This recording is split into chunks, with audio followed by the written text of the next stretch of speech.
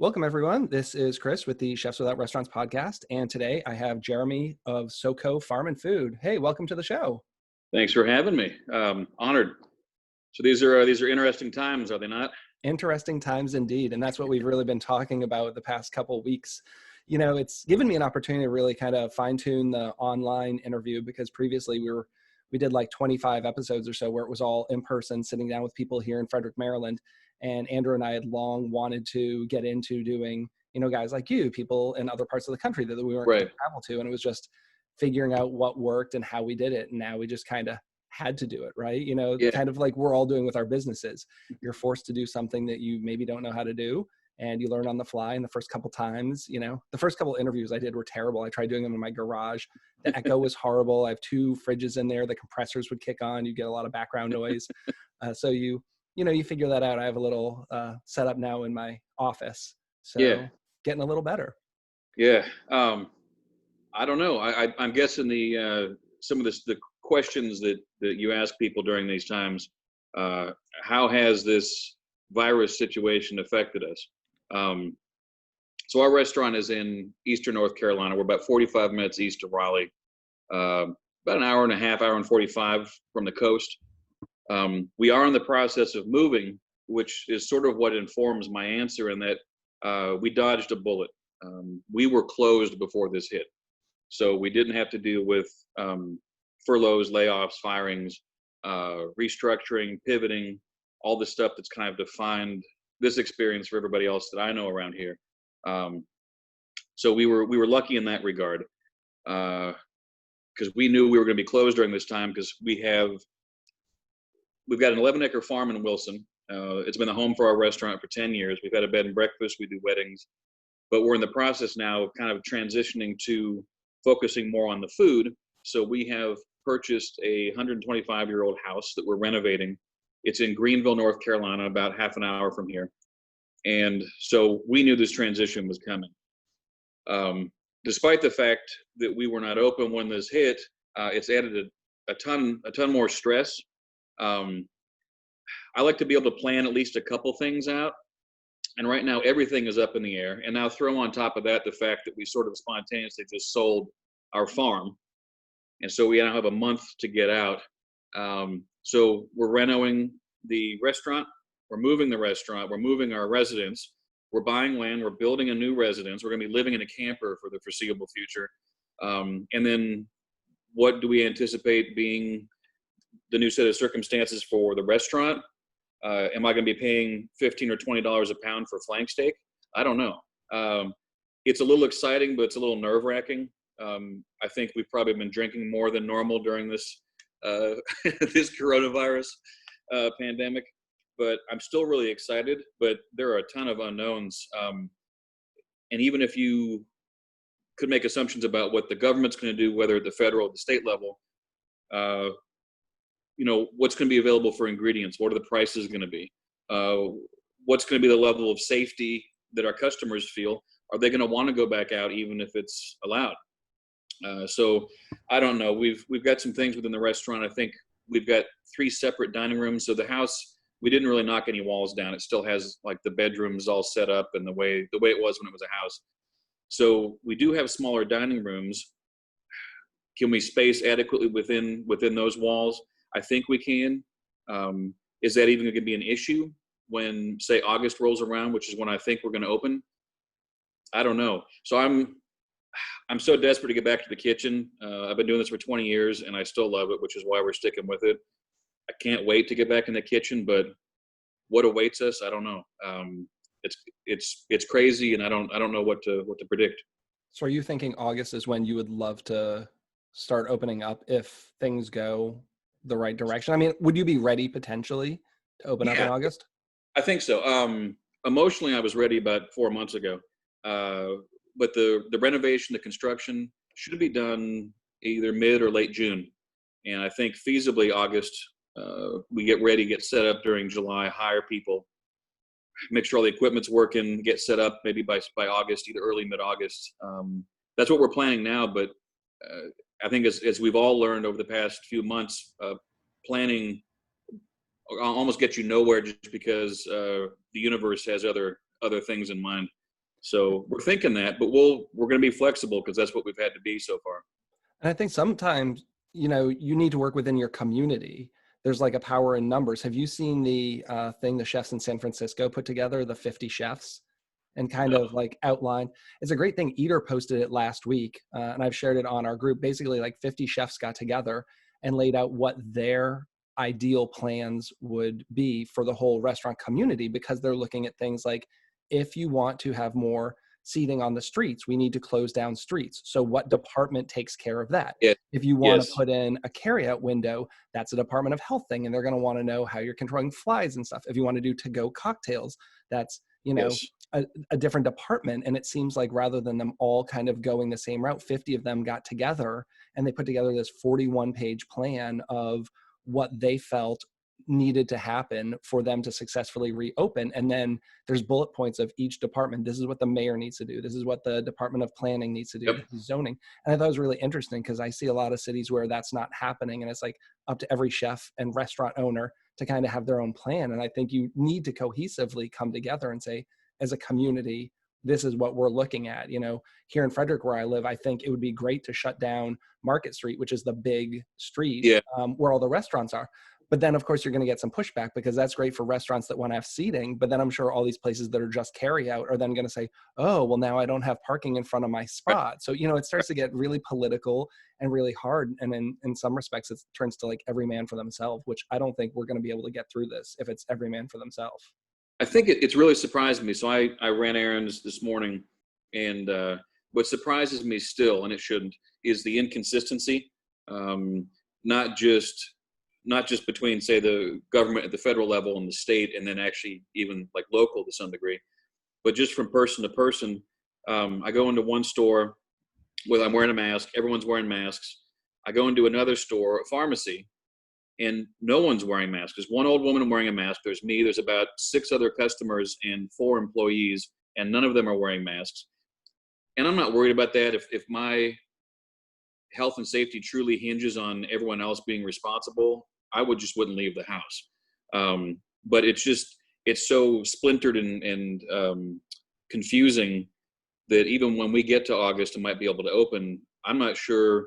Like I said, I'm not sure what the rules will be, and then what our customers' comfort zone and what their sentiment is going to be, because it really, whatever the government does, it's going to come down to how comfortable are our customers, and that's kind of what we're focused on. Because I don't know, coming up on an election, if anybody at any level is going to be comfortable shutting things down, even if there's a second wave. Because I mean, now we see numbers going back up, and places seem to be, if not oblivious, they're going to continue on that reopening path regardless of the numbers. So 2 months from now, 3 months from now, I don't know.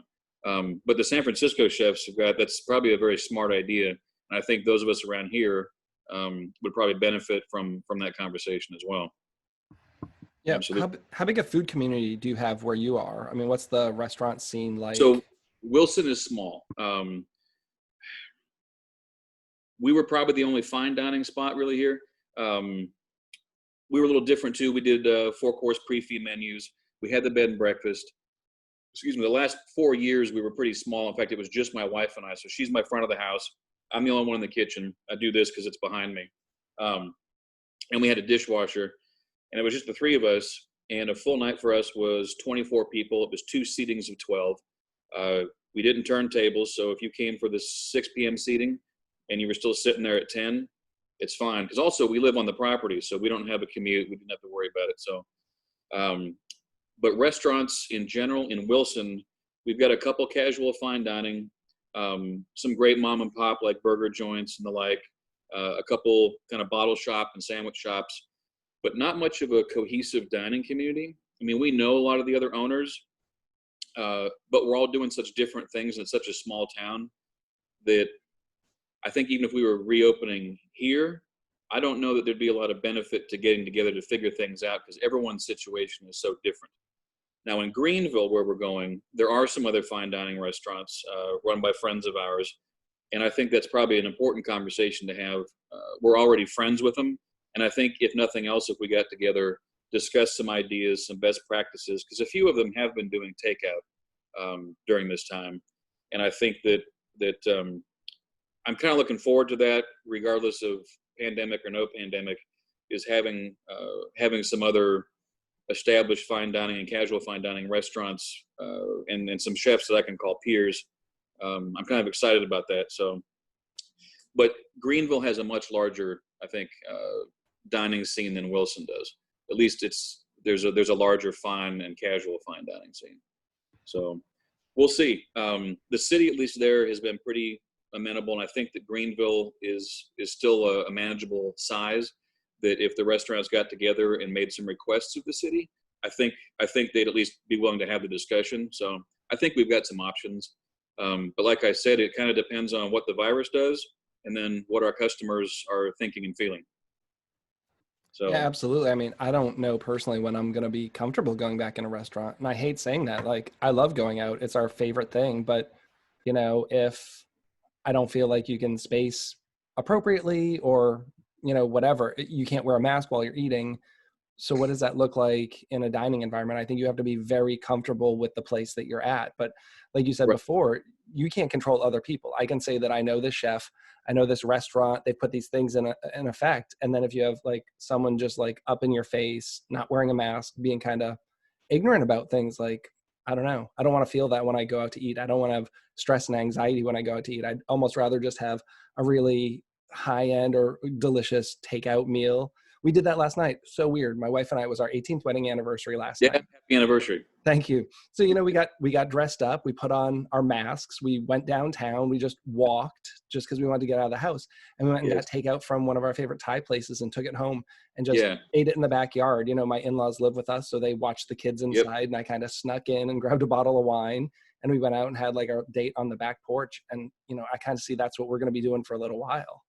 See, that's the crazy thing. So you and I had spoken before, and I know that you've got, you live with family that is, I guess, would be considered vulnerable. We don't necessarily have that here. Not that my wife and I want to be coronavirus vectors, but my wife and I talked a lot about how we were going to handle this, and not just with the restaurant, but in life, like with life in general. Before we started going back out to the store, we still don't go very often. We don't go out to eat. We don't see many friends. But when I left, I was like, how are we going to approach this? How are we going to live? Are we going to continue our system with like the gloves and the mask? When there are people who seemingly don't seem to care. And I feel like we almost had to have like this existential conversation. Like, how do you feel if the odds are that you could get the virus? Like, how do we want to live? Because I know when I go to the store, it's going to affect my wife. And so I kind of want to be on the same page, but I'm still not sure what to make of it. I mean, I know that me wearing a mask protects other people. But when I go to the stores and there are, folks who seem to be 60 plus, might be vulnerable, not wearing a mask, not worried about it. They might be standing outside smoking with an oxygen tank. I don't know. And then, so how do you live your life if the lowest common denominator, as far as the approach to the virus, is pretty damn low? Obviously in the restaurant, I can control stuff that goes on in the kitchen. We can check our staff. We can have a protocol in the restaurant, but out in the real world, you don't have that kind of control. And so I'm still kind of conflicted, but I feel like I'm kind of resigned to the fact that it's going to circulate for a while and that it's possible I could get sick. And we'll probably have this conversation again before we open the restaurant. Because like I said, I don't want to spread this around, but it's such a sneaky virus, such a small virus. And since most people seem to be doing very different things, and even some people who wear gloves and masks, I've seen people eat with gloves. I've seen people get out of the grocery store with their gloves and their mask on. They get in their car and they're driving past, still with their gloves on, pulling their mask down, smoking a cigarette. It seems like it's a free for all right now. And I'm really hoping that it calms down a little bit before our time to open the restaurant rolls around. Because I don't know if there's any way to really stop this thing from circulating for the next 8-10 months. I mean, nobody knows. Nobody knows. But yet the restaurants, I think, do have an obligation to we have an obligation to our customers, not only to keep ourselves safe, but to keep them safe. And I think there's just no playbook for it yet. Yeah, I have my personal chef business, and I actually did my first dinner on Saturday night. Oh, I haven't had people reaching out, but it was their anniversary, and they had me there before. So I think, I've polled my customers a lot, and what I'm seeing or hearing is, I think people who've hired me before know me, know, my sanitation, my practices, and are comfortable. I don't know that I'm going to get a lot of new clients in this time, but I do think people who've hired me previously, there's a comfort level. But they ate outside. So, traditionally I used to bring all my own plates and silverware and everything. And in the time being, yep. I've suspended that. So they were already on their back patio. They had put their own silverware out there, their own linen napkins that they owned, and they were waiting outside. They left the front door unlocked for me. And, when I got out of my car, I had 2 masks, N95, cloth over it, hat, and then went into the house. They had Post-it notes on every drawer, plates, bowls, anything I needed. And they just kind of let me do my thing. And I just got to work and started cooking in there. And then plated everything up, would come out. I had my gloves on. I'd put the plates down on the table in front of them, step back, explain the dish, go inside, gloves come off, wash my hands, then new pair of gloves go back on, make the next course and do that. And that's what they were comfortable with. It was kind of weird, but it didn't feel that different from what I had been doing before, except that we were using their own stuff. And I think as we get into like nice spring days and summer days, Yeah. I'm kind of hoping that I see more of that as people maybe want to eat outside. So it's like, if you could set your table before I get there and have silverware and be outside, and then I'm in the kitchen by myself, I hope that that's, me getting back to normal a little So bit. now, did you run into any issues? So I was just talking this morning with a friend of mine who has a burger joint in town. The ingredients, prices of ingredients, and availability. So the prices have gone up considerably, and availability of things that we didn't think about.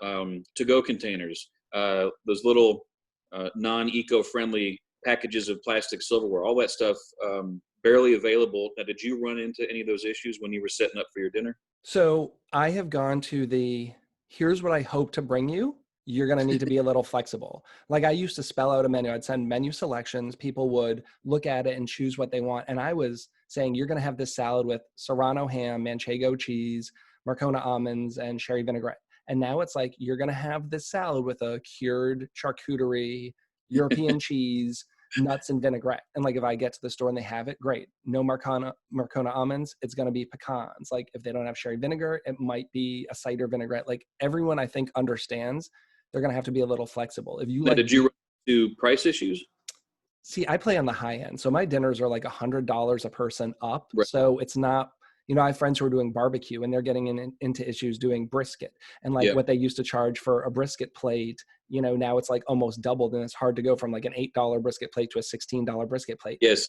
Because I'm playing on the higher end, I have quite a margin of error, so that if filet mignon, jumps from $22 a pound to $27 a pound, I don't need to change pricing. And I also find people are being very nice right now with gratuities and so forth. So I think it Yes. comes out in the wash. I think people are very appreciative of the fact that they can't go out and they're bringing me in. So I've seen some really great tips, Yeah. with this kind of thing, because I was working as this started. I think my last weekend was like March 14th, 15th.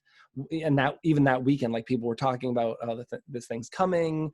So I pretty much hadn't worked for almost 2 months. So yeah, I mean, pricing is going to be an issue, but for me, I think supplies, like Yeah. I don't do most of my meat shopping at Aldi, but we personally shop there. And I went there last week and they had all the slide things for the meat case closed, like no poultry, no steak, no pork, like 100% out of stock on all their proteins.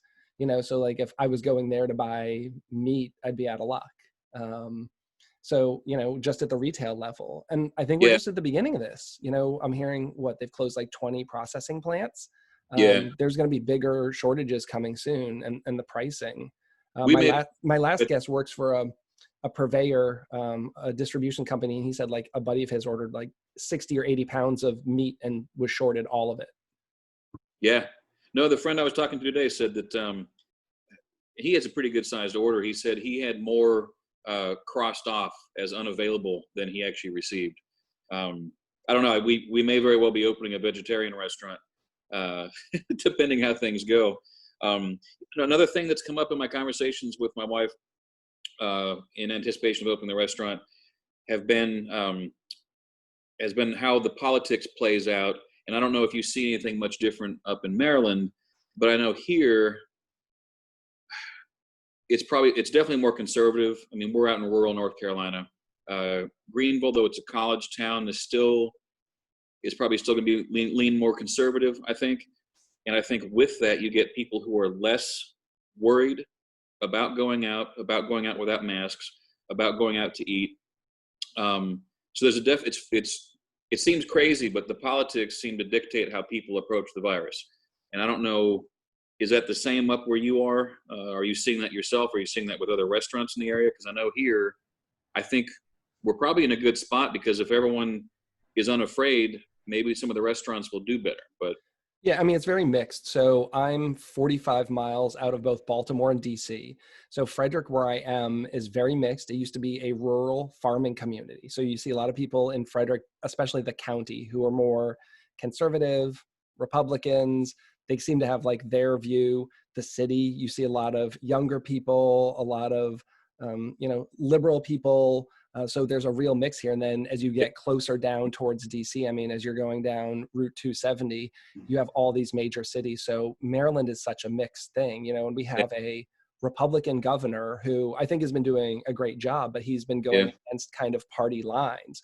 So he's one of the few that has not been in line with the president's kind of statements and agenda. So there's been some interesting conversation and frictions there. And then people who used to support him, I think, are not supporting him because he's not opening as fast. I think he's done a great job with being conservative, saying we've got a lot of things, going on right now.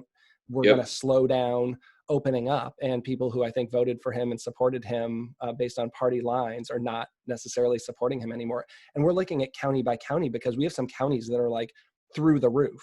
So last Friday, they opened up the state into stage 1, but then it was like, oh, and these 2 counties, you're not opening. So we're seeing a lot of that in our area too. Montgomery and Prince George, I think, are stay at home. I don't know. We've just never been through anything like this. And I don't know that anybody can make a prediction. And it's tough because our livelihoods kind of depend on being able to make decisions and make a call, but there's so many moving parts. Before, we were worried about, is the menu good enough? Is it interesting? Is it something different than everyone else is serving? What's our marketing look like? How's our social media feed? And now it's like, we think about politics and the virus and ingredient availability, and I've never had to worry about those things. Really. So backing up a little bit, like, tell us a little bit about yourself. What's your background? I mean, you jumped right into, your project, but have you been a chef forever? What's been your background of cooking? Yeah, more or less. So I grew up in the kitchen with my mom. I was an only child, as far as I know. Either they got it right the first time, or they said that's enough of this shit and they didn't want any more kids. But mom was always in the kitchen, and so I kind of ended up there with her. And so the kitchen was always a very comfortable place. And though I look back at like high school and even college dishes that I was making, and they were pretty horrid, I always loved the kitchen. I always loved food. I liked the aspect of food that brought people together. And even though mine was a small family, we always got together for dinner. We always ate together.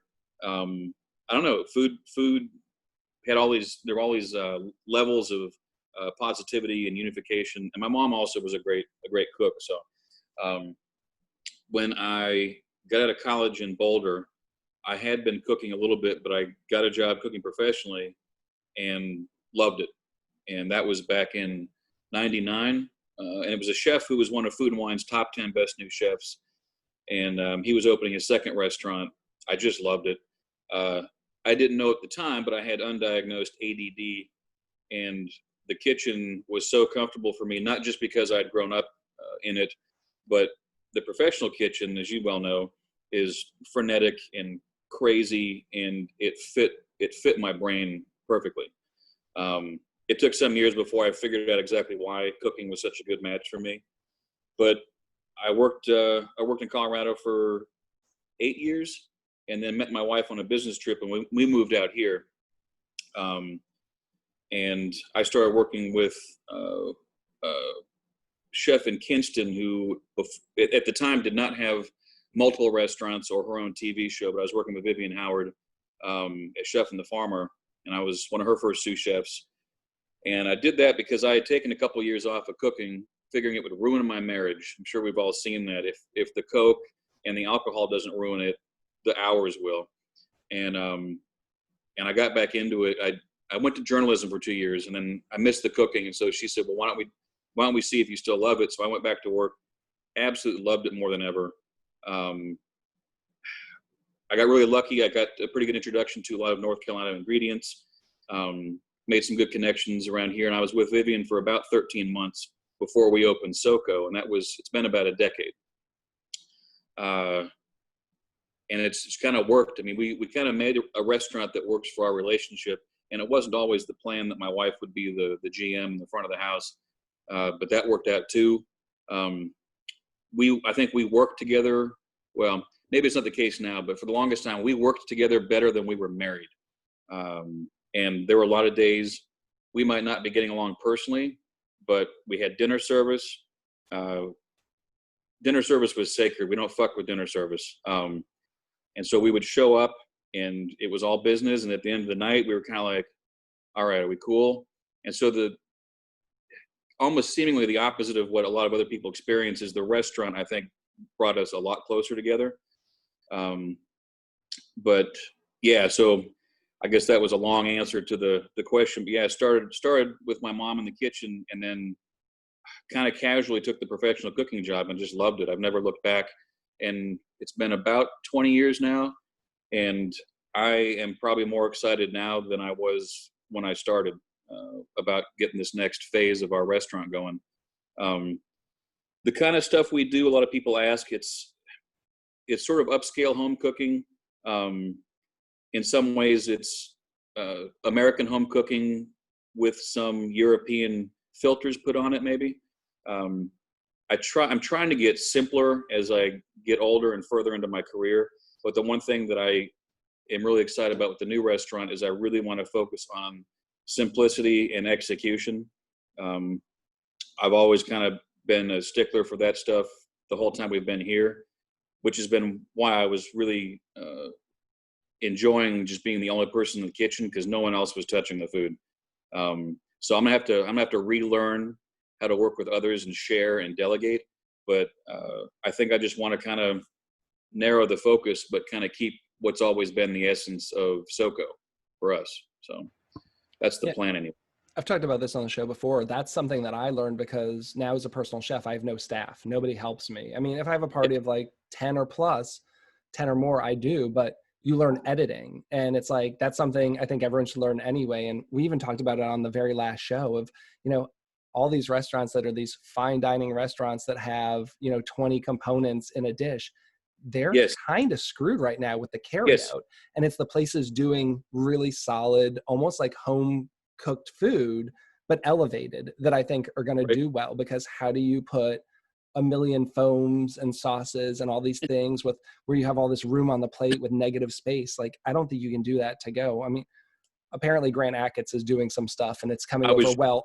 Although his his dishes are looking quite different than I think most of what he was doing in Alinea. So there are ways to modify, but I think editing is very important. It's something that I think, especially when you're younger, you could do a little more to learn. Is like, most of my customers really want almost like that Southern, meat and three kind of thing, like they just want either a fillet or a piece of fish or whatever with a starch and a veg, and it can be delicious. You can have some really great different flavors, but you don't need to have 20 different components in a dish, in my opinion. No. I know some people push back on that and don't agree with me. And I think, I don't know if you saw the interview between Questlove and Daniel Hum of 11 Madison.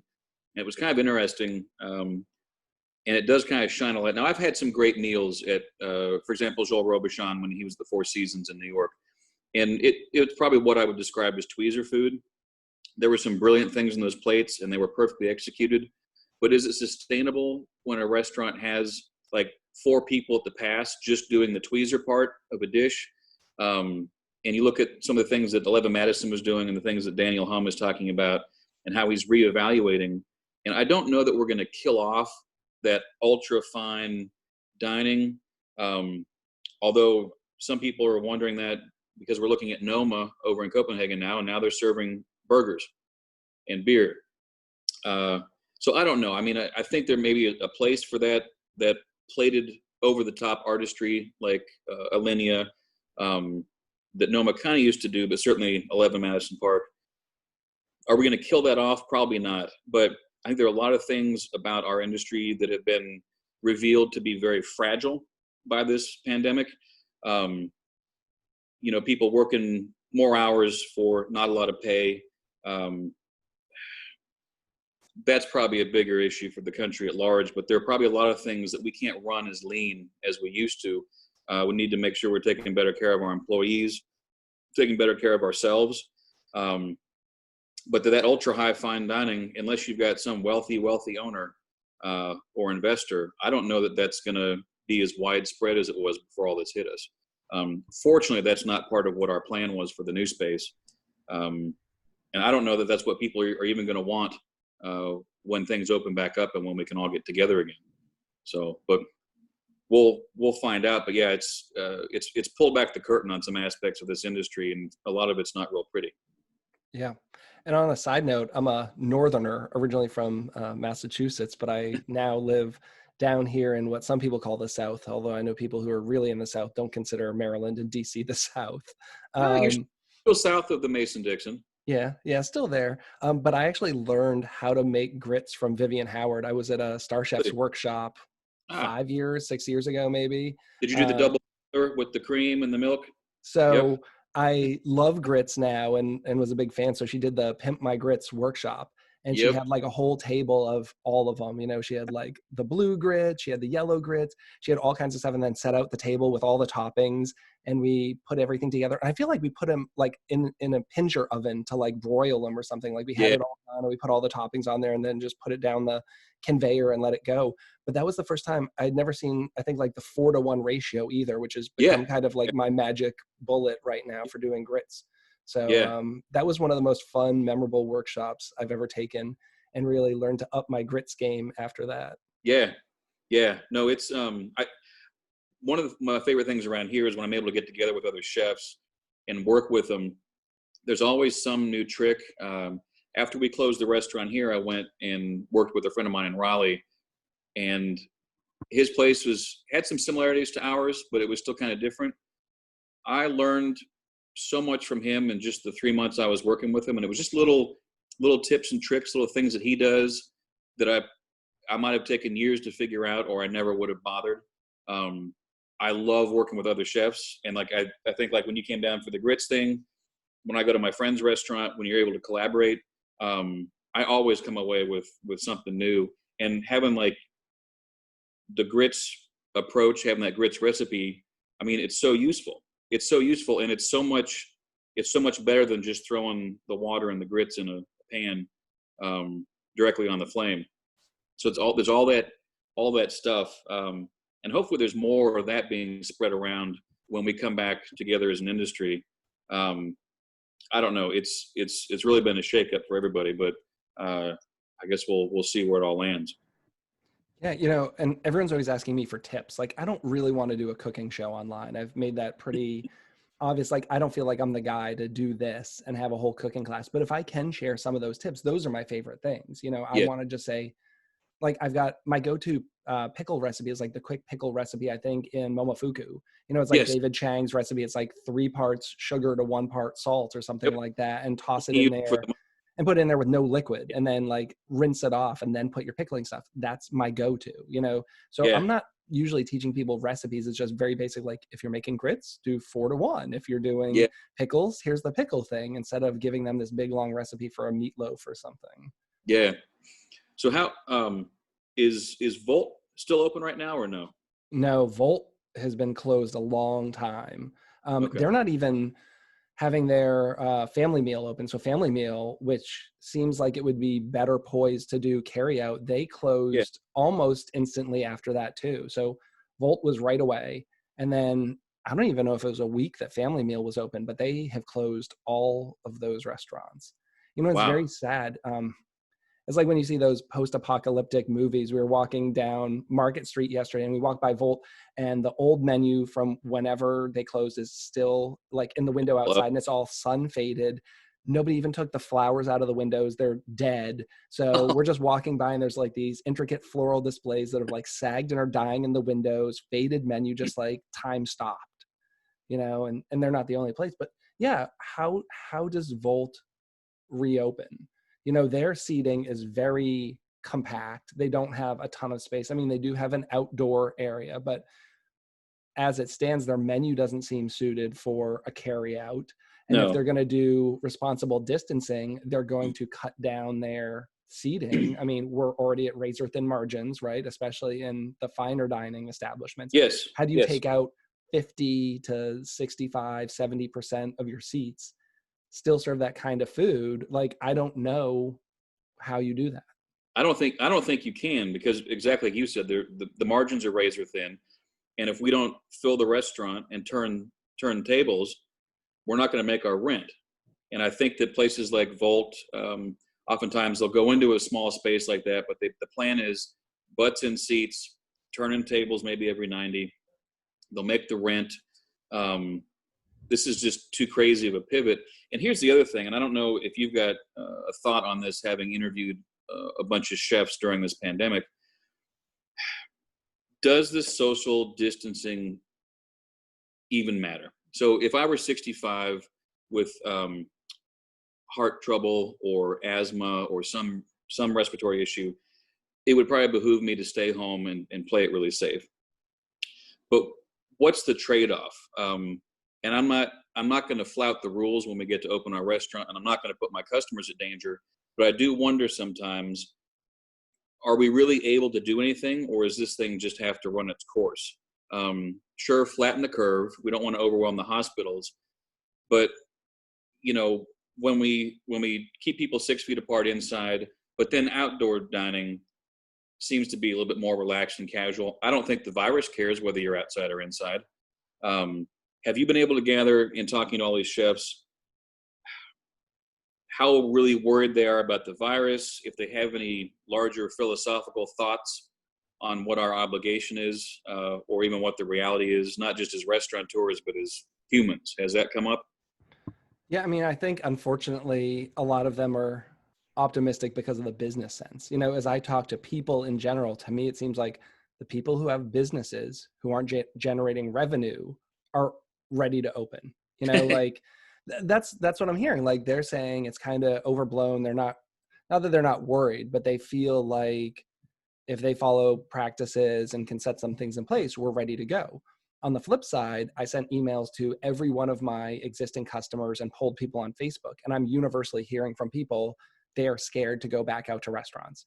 So I think it's very easy as an owner to say, yeah, I'm comfortable opening. Here's our plan. Here's what we're going to do. But I think they really need to be talking to their customers. If you have a restaurant that has an email list, blast everyone and just very easily say, at the rate things are going, when do you see coming back to a restaurant? And what are some things that you're expecting to see? It's things like ServSafe right now has free online courses for, COVID policies. Like, I Yep. think everyone should go take those. And then you've at least got this thing to say, I'm doing the best I can. I went online, I took 3 courses on best practices for takeout, delivery, and, in restaurant sanitation. I think people are going to look for those kind of things, but I think you need to be reaching out directly to your customer base and saying, when are you foreseeably going to put your butt back in a seat? Because that's what I did with my business. I said, Right. when are you going to hire me to come back in your house? Some people told me August at the earliest. That's what I've Right. heard from some people. They would not even have me in their house until August. And that's me, one person coming in their house. Yeah. So when is that person going to feel comfortable going to a restaurant with 50 other people in there? I don't know. And I think you need to talk to your customers and find that out. And I don't know that enough people are doing that. And then I think there's still so much we don't know. And I try not to read everything, but you hear these stories about the people in their 30s and 40s who are having strokes that Right. this is causing. you know? So you think, oh, it's all these old people. And then you hear all these stories about this guy who was 35 years old and had a stroke at home. And then they found out it was something that got in and caused a blood clot in his brain and he Right. died. And I Right. saw something on Facebook the other day about some kid, and what was the headline? Like, it felt like his veins were on fire. Yeah. Like I it's see it's that. changing in different demographics. So I just don't think we know. I mean, we're dealing with something that's like 6 months old. Like, we don't know. It's all hypothesis. It's all best guess. Even the CDC said at the beginning, you don't need to wear a mask. It doesn't matter. And now that's their Yeah. stance. So it's learning on the fly and changing. And I think, we're going to do the best we can to make guesses and hopefully educated guesses, but it's going to be, I think it's going to be long. I do think you hit on that. It's going to come down to the perception of our customers. We don't know enough about the virus, but our customers' comfort or fear is going to dictate what they do. Ultimately, it's going to dictate what our revenue is, depending on what model we open up with. I don't know. I guess I keep coming back to that. It just shocks me how difficult it is to predict where all this is going. But I think on the positive side of it, we're so far into this restaurant project now, we have to open it somehow, some way. And that to me is actually a comfort, because I don't know what the situation is going to be, but I know that I'm going to get to cook. So I'm looking forward to that, even if I don't seem to know anything else about what's going to happen. I don't know. How's your food translate to carry out? Like, are you thinking about that? I mean, I'm sure it's not ideal for a launch, but could you open doing take homes? Yeah, I would like to avoid that if I can, but it might not be possible. I'd rather people's first taste of us in the new spot not be takeout, but reality being what it is, we do have a lot of people that already know us. In fact, we're going to Greenville because that's where we pulled a lot of our customers from. Greenville, Raleigh, a little north and south of here, like Rocky Mount, Goldsboro. We would see some people from Virginia and South Carolina, but I'm not against doing takeout. I think our menu would translate fine. And I'm pretty flexible, and kind of back to the ADD thing.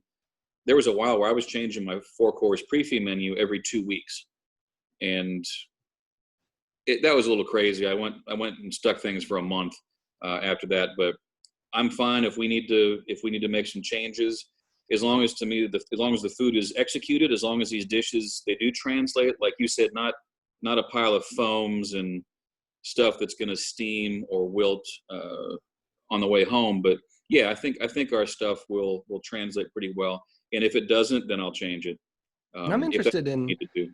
places that are doing kind of make it at home, sending you with raw products. I don't know It's what the market is for that, but let's say, shrimp and grits. You have access to better grits than probably most people at the grocery store, and like high quality shrimp. Like, what if you, packaged it up and gave them a cup of grits and the recipe, and whether it's cream or stock or whatever, and then the shrimp. Like, I'm just thinking of that kind of thing. Like, people still have to cook, but could you, rather than making a dish and sending them home with it where it's going to get cold and the grits are going to get lumpy, not necessarily for you, but I'm just interested in the places one that are kind thing. of basically doing like a Blue Apron, but you're picking up at Yes. a local restaurant instead of having it mail Now, ordered. I will say for 2 years, we actually did home delivery of prepared food here. And we were the first in the state to get approved for reduced oxygen packaging, because probably 75% of the meals that we sent home with people were vac sealed, chamber vacuum sealed in 4 mil bags. And almost all of it was already cooked. They just needed to reheat it. And it could be as simple as dropping the bag in a pot of simmering water. Every once in a while, we would do things in like foil containers, like a family-sized vegetarian lasagna that would go in the oven. But for the most part, it was all ready to go. We would do some grocery stuff and sell like eggs from our own chickens or pork products from the farm down the road. But for the most part, our stuff was ready to go. And I think I would probably lean that direction. So I think at the same time, people are still wanting, if they're patronizing a place, I think they still want the chef's input and the chef's perspective and the chef's technique. And so I would probably try to give them stuff that they could either reheat or finish cooking that was still something that I had made or that I and my kitchen staff had made. So I think we can do that. I mean, after 2 years of doing the home delivery stuff, I think know a little bit about what would work in that direction. And it's not a replacement for the dining in the restaurant. It never will be. There's nothing like getting that perfectly grilled steak on the plate, sending it out to the dining room. The potatoes are hot, the mood, you've got music playing, you've got the atmosphere of your restaurant. There's no substitute for that. But I think if we had to do takeout, I think we would absolutely draw on the home delivery stuff we did for the couple years. So we'll do whatever it takes. But I am thirsting like everybody else is to get back to the dining in times that we had just a few short months ago. How many seats ideally is your place going to be? It's going to be about the same as we were here when we downsized. We'll have, if you include the bar seats, we'll be at about 50, 45 or 50. So we'll have 2 former bedrooms downstairs that should seat about 16 each in normal circumstances. And then we'll have 8 seats at the bar. We are working on another bedroom upstairs that could be a private dining for, say, a group of 10 or 12. Again, now I think we'd have to keep it 10 or fewer. But, and we've got outside seating. So if I had a bigger than anticipated kitchen staff and we really wanted to serve lots of people, I think we could do maybe as many as 60. I think I'd rather keep it smaller. I think I'd like to be in the 40 range. I still like having the control over the dishes. I still like being able to spend that extra moment with the plates and not be shoving everything into the past because you've got, 75 butts in seats and, there's going to be a full, maybe another turn and a half. I don't enjoy that. But I know we got to do what we got to do to pay the bills, but I think I'd like to keep it in the 40 range, give or take. Have you tried cooking in a mask yet and cooking without tasting your food? Because that was the first challenge. I talked about it a little before I went back to work, but it was put into practice this past Saturday, cooking at someone's house. What did you do? I didn't do a lot of tasting. I mean, if you're cooking dishes you've made before, I think intuitively you have some idea. Again, going back to Grant Achatz, I mean, this guy had like no taste in his mouth for how long, from cancer and stuff. And a lot of it just comes back to knowing.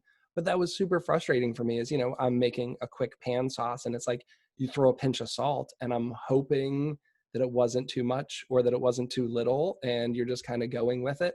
With customers eating outside, I felt comfortable taking it off, but they were definitely people who wanted me there wearing a mask. So it wasn't like they were like, oh, no problem, just take off your mask whenever you want. So trying to be respectful of them, it's just kind of like learning how to taste and season your food when you're not trying it as often as you would. So I'm gonna assume let's take you out of the at-home chef position and put you in a closed kitchen in a professional, in a full restaurant. Are you going to wear the mask in the kitchen? I mean, we all see the pictures of masked chefs and cooks on social media. Are they really doing that? I understand that people can be asymptomatic and you could be spreading it. Granted, if you cough on a steak and put it on the grill, you're probably going to kill whatever's on the outside. I'm not saying that's my starting point. But do we really think that all the people in the kitchens are wearing masks while they're cooking, especially in a closed kitchen? If there are even any open kitchens, well, there aren't any these days anyway, but what's going to be the practice moving forward? I get that if you have a cough or symptoms, you probably shouldn't be at work anyway. But if you're asymptomatic and you're wearing your mask, what's the trade-off?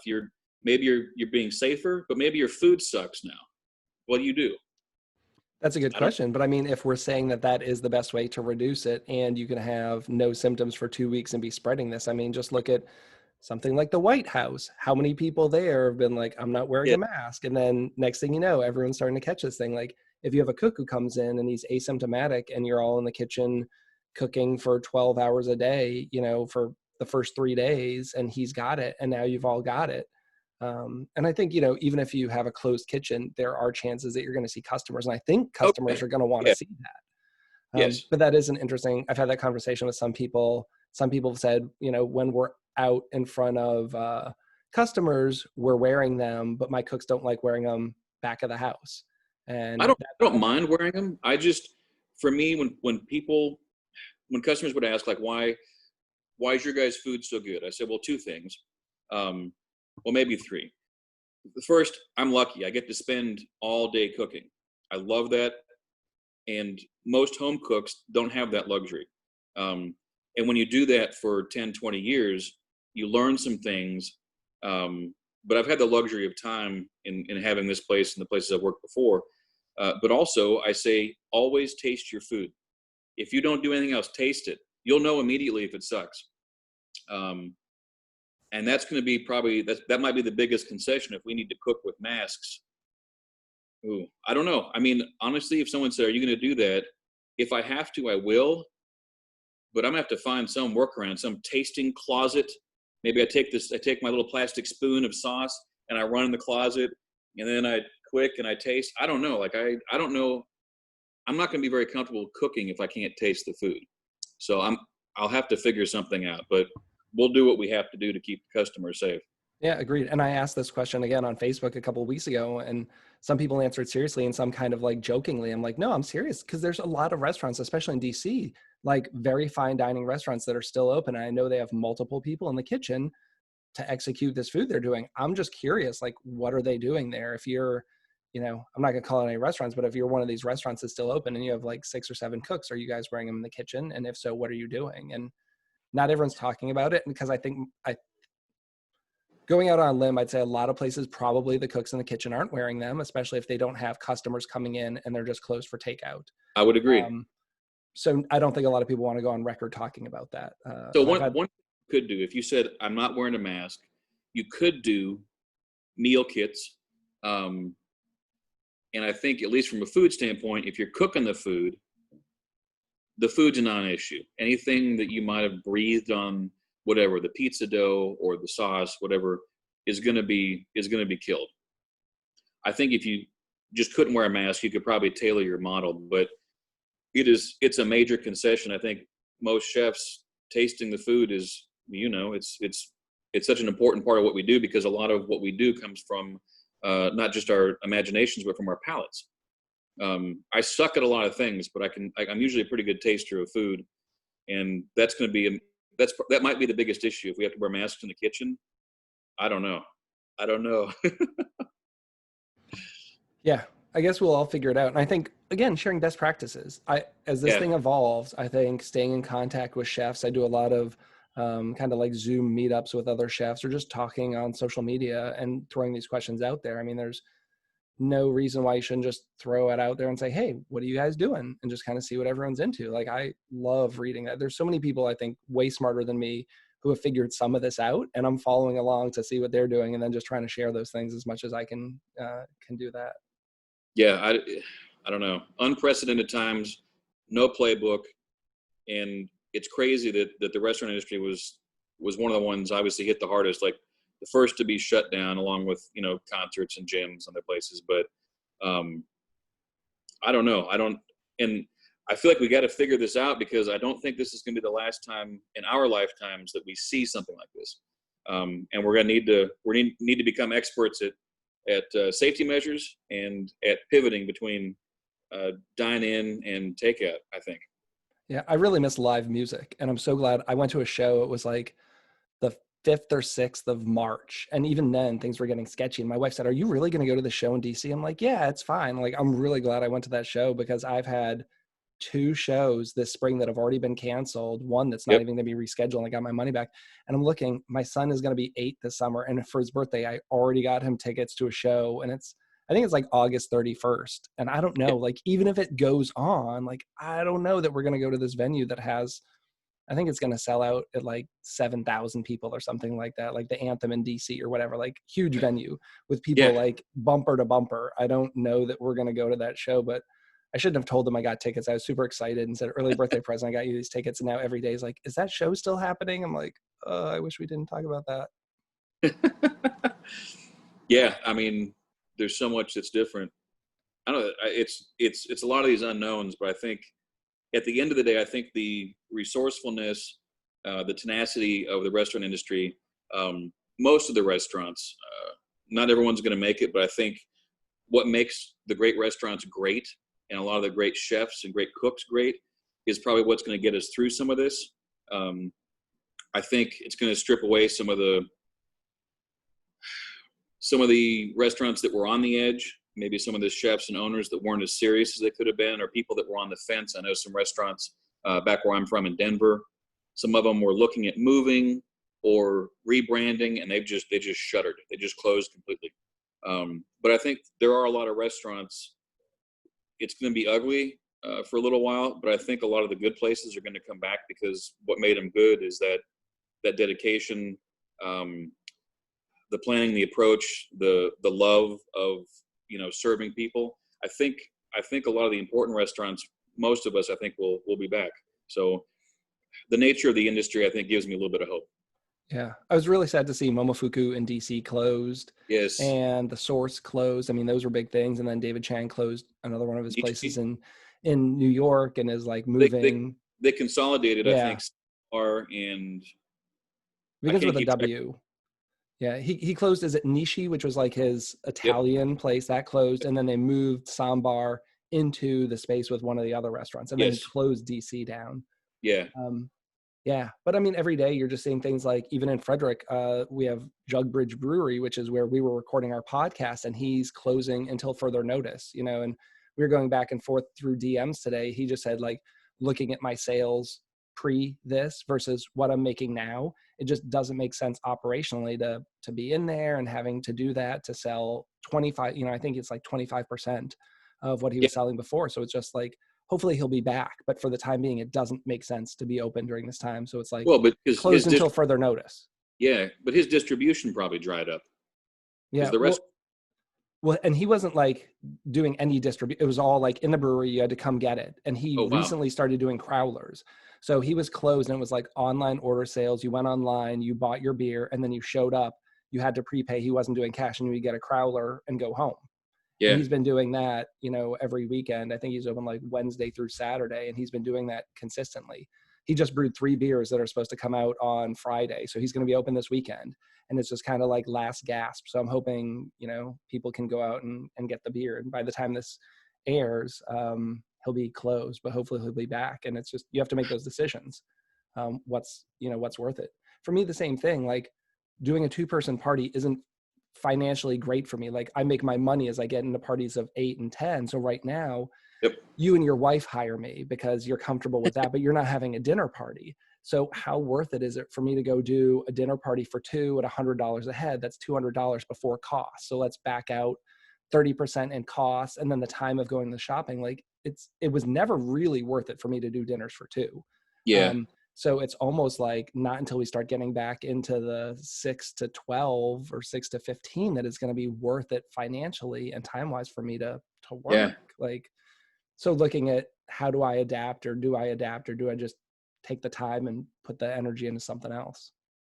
Yeah. I mean, nobody knows. But like, we've got these deadlines with the renovation commitments. Obviously we were fully committed to the project before this hit, but I mean, it was too late. We passed the point of no return.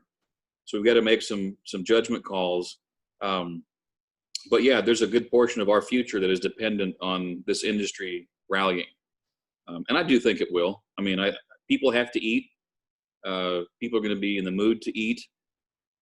I think there's probably going to be a second wave with the virus. I think that people generally are probably going to just keep on moving forward. All the details, I'm not sure, but I still feel pretty good about our industry for most of the restaurants anyway. Yeah. Do you have anything else you want to add before we leave the show today?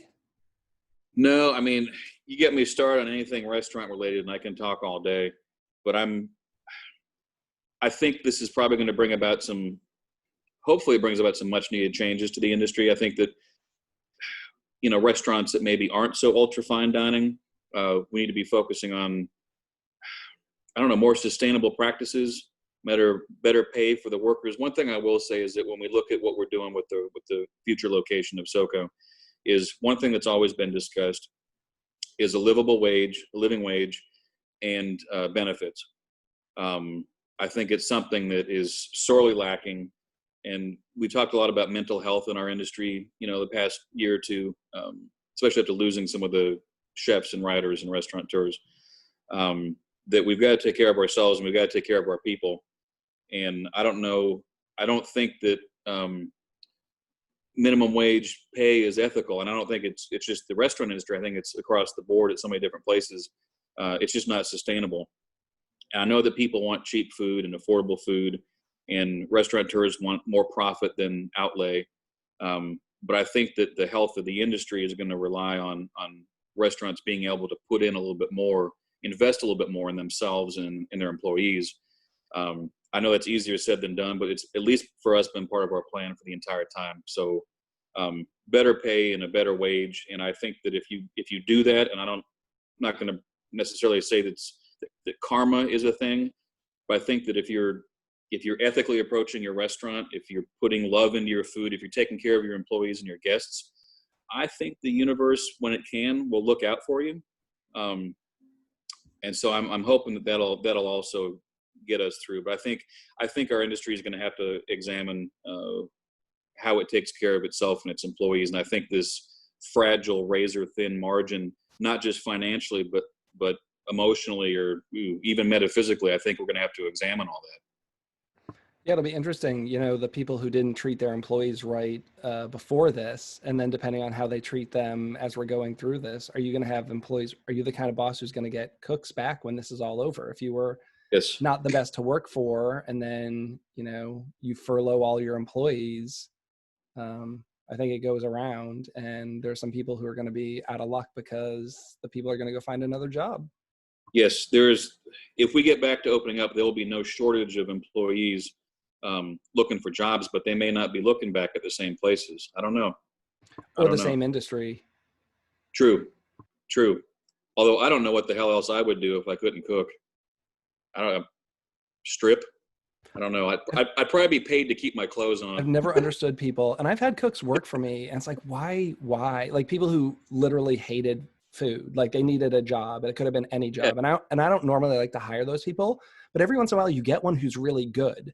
They hate it. They hate cooking. They hate the lifestyle, but they're really good at it. But I'm always telling them like, oh, you're a great photographer. Like you should probably go do that. Like, I know you need some money, but go do something that you really enjoy, because this is a terrible industry to be in if you hate it. It's that curse, right?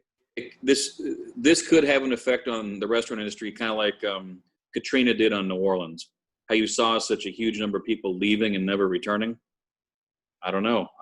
We'll probably know in a few months, maybe about the time that this airs, about the time that we get open. Maybe, hopefully, we know something more. But yeah, it's going to be interesting to see what we find on the other side. Yeah, and I want to have you back on the show once you're open. Like I've told everyone, I loved having the show and talking to chefs about their business that's been open and doing well, and kind of like almost being like an ad for your business. And now all these people are coming on like, oh, I don't know, I'm out of business.